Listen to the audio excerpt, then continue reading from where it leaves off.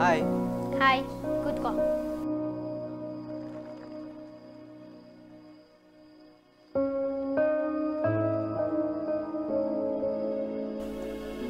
ಏನದು ಹಿಂದೆ ಕೈಲಿ?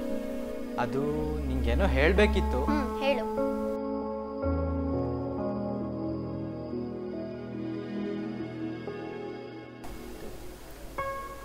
I love you. ವಾಟ್? ನಾನು ನಿನ್ನ ನಿಜವಾಗ್ಲೂ ಪ್ರೀತಿಸ್ತಾ ಇದ್ದೀನಿ. ನಿನ್ನ ಆ ದೃಷ್ಟಿನ ನೋಡೇ ಇಲ್ಲ. ಅದು ಅಲ್ಲದೆ ನಿನ್ನ ನಾನು ಬೆಸ್ಟ್ ಫ್ರೆಂಡ್ ಅಂತ ಅನ್ಕೊಂಡಿದ್ದೀನಿ, ಗೊತ್ತಾ ನಿನಗೆ? ಆದರೆ ನೀನಿಲ್ಲದೆ ನಾನು ಬದುಕೋಕೆ ಆಗಲ್ಲ. ಹಾಗಿದ್ರೆ ಸಾಯೋಗು. ನೀ ಸಾಯ್ತೀಯ ಅಂತ ಹೇಳ್ಬಿಟ್ಟು ನಾನು ಲವ್ ಮಾಡೋಕ್ಕಾಗಲ್ಲ.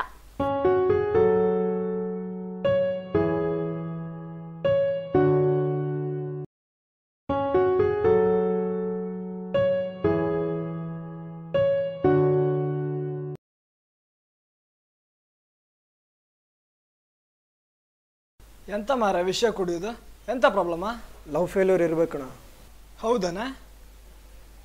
ಓ, ಎಷ್ಟು ವರ್ಷದಿಂದ ಲವ್ ಮಾಡ್ತಿದ್ಯಾ? 2 ತಿಂಗಳು.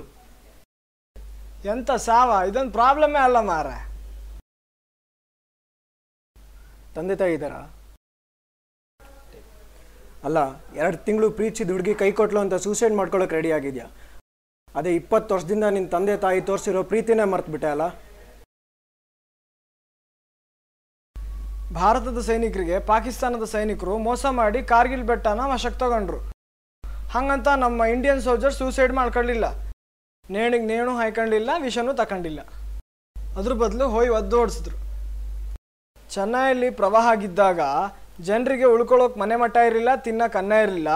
ಅವಾಗಲೂ ಅವ್ರು ಸೂಸೈಡ್ ಮಾಡ್ಕೊಳ್ಳಿಲ್ಲ ಮಾರಾಯ. ಕಾರಣ ಪ್ರಾಣಿಗಳು ಯಾವತ್ತೂ ಸೂಸೈಡ್ ಮಾಡ್ಕೊಳ್ಳಲ್ಲ, ಮಾಡ್ಕೊಂಬದೆಲ್ಲ ಮನುಷ್ಯರೇ, ನಿನ್ನಂಥವ್ರು. ನಿನ್ನ ತಂದೆ ತಾಯಿಗೋಸ್ಕರ ಬದುಕು, ನೊಂದವ್ರಿಗೆ ಸಹಾಯ ಮಾಡು, ಭಾರತ್ ಮಾತೆನ ಪ್ರೀತಿಸು.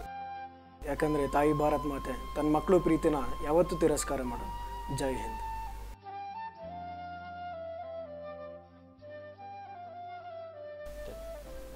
ಅವ ಹೇಳಿದ್ದು ಅರ್ಥ ಆಯ್ತಾ?